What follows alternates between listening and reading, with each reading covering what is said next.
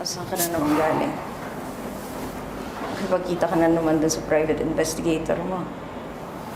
Sa opisina lang ako. May meeting lang. Hernan, mamamatay na lang ako. Sinungaling ka pa rin sa akin. Alam ko naman na pinaghahanap mo si Luis at Mayumi.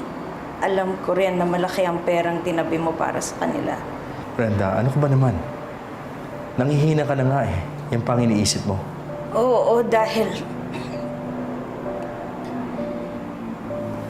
pinaghirapan natin yung perang yon. Tapos ibibigay mo lang ng ganun sa kanila. Tayo ang nagpalago ng perang yon, hindi sila. Tapos makukuha lang nila ng ganun kadali. Brenda, dahil kila Mario, kaya tayo umangat sa buhay. Tandaan mo yun. Kaya kailangan ko ibalik ang pera na nakuha ko. Para matahimik ang konsensya ko. At anong sasabihin mo sa kanila? Bakit mo sila binibigyan ng ganun kalaking pera na hindi mo na ibigay sa kanila noon? Hernan, hindi ka ba nag-iisip? Yung mga taong iniidolo ka, yung mga pinapaaral mo, malalaman nila magnanakaw ka. Na ninakawan mo ang namatay mong kaibigan ng pera niya. Ewan ko. Bahala na.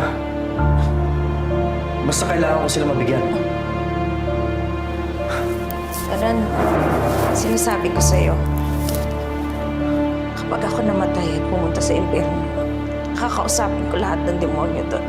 Sasabihin ko pumunta dito para pigilan ka sa lahat ng plano mo. Ayoko na makipag-away. All these years, yun na lang ginawa natin. Na-stress ka lang. Papatawa ka ba, Hernan? Matagal na tayong stress sa isa't isa. Matagal na rin patay ang relasyon natin. Nagsasama lang tayo ng dahil kay Isabel.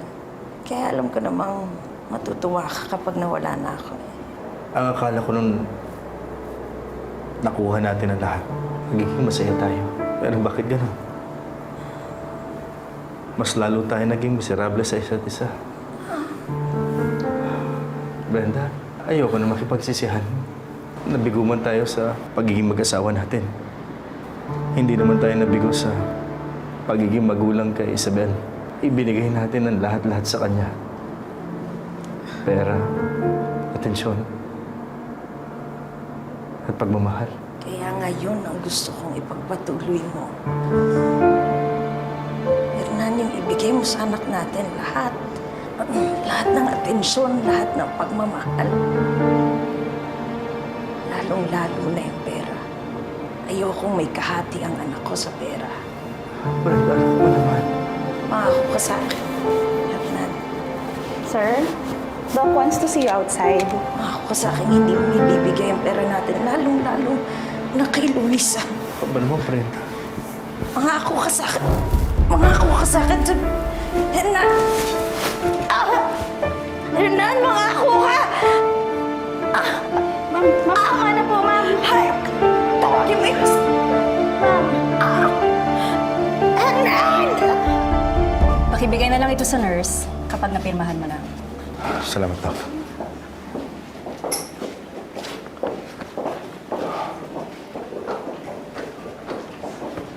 Dad? Anong ginagawa mo dito sa labas? What's that? I want to talk to you about this. Bakit may resuscitate order ka na kay Mama? Your mom won't get better. Kumalat na sa katawan niya yung cancer. Sabi na, hihirapan na siya. Anytime soon. No! Hindi mo to pipirmahan. Isabel, siya may gusto niyan. Siya ang nag-request niyan.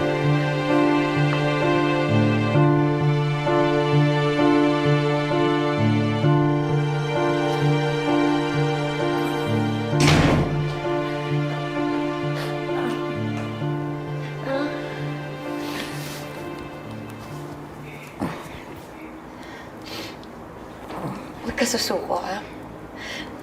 Kailangan pa kita. Kailangan mo magpalakas. Kasi dadalhin kita sa States.